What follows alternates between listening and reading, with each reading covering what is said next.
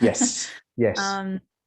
Yeah, and it's practice and learning. Some people say they've been doing it since they were children and all that. Yeah. So it's always been there and those kind of things. I learned older or remembered when I was older. After I'd had my children, I was in my 30s. And so, yeah, that's when I started doing courses and things and realized I had been doing some of these things for years and didn't even realize. You just think you're normal or whatever. So, yeah, so that's channeling, is just picking up that other station. Yep. So that's how I get past lives. Okay. For my clients. Yeah. Okay, so let's go into that. So what happens when someone, do people present to you and say, hey, I'd like to know about a past life, or does someone come in and all of a sudden, like, do you go into a trance yourself? Like, do you all of a sudden, you know, they start talking and then you say, you were a monk. Like, you know, does that happen? Like, what happens? Like, do you have a crystal ball? What's happening? Yeah, that's really cool. It's not as cool as that. It's not cool. I'm thinking of Whoopi Goldberg and Ghost. Yes. Yeah, that's all my education. That's my education. And then she really sees the ghost and she's so confused because she's wait, this is real? Oh my God, I'm meant to be like a liar.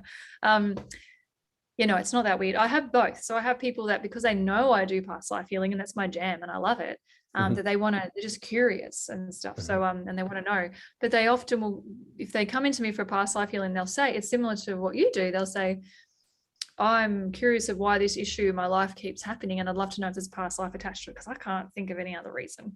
So I'm like, okay, cool. So we will do that. And I usually would get them to book in an intuitive healing. I don't have a separate appointment for past lives. I just, because I'm very much guided by their higher self and what they need. So they might say they need something, but sometimes their higher self is telling me, actually, we need to do this first or this as well, or they agree.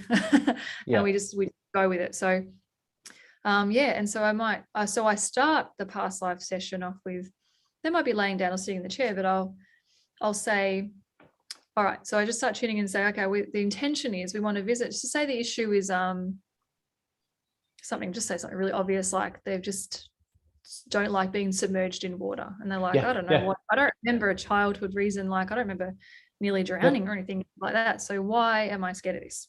Okay, I've never actually had that one for an example. Phobias are a big one. Yeah, like that as a phobia. I say that all the time. Yeah, it's a phobia. It's usually relationship stuff. Why does this pattern keep happening and stuff? But let's go to the phobia. And so I'll say, okay, the intention is that we're going to visit a past life or more for Jane. The intention to see if there's a past life connected to her phobia of being submerged in water. If there isn't one connected to that, we'll visit any that need clearing that will help Jane at this time in her life. So that way. Wow. So you specifically ask as well.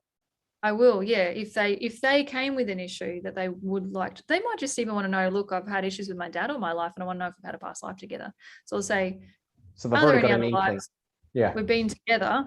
And it's, I can always try to guess, phobia of water, they probably drowned in a past life, something like that. It's never what I think it is, which is great. Cool. That's good confirmation. Right, yeah. I don't need the confirmation anymore, but in my early days when I first started, that was awesome because it was just so surprising what would come up. And then I also channel why and how it's linked and what's going on and how it's relevant in this life.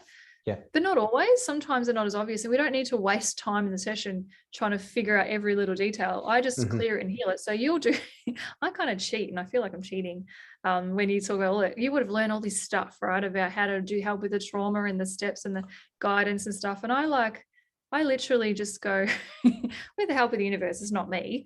I'm like the conduit, but I just okay, now let's release anything from that life, any trauma, stress, anything negative that's affecting them now in this life or in future lives.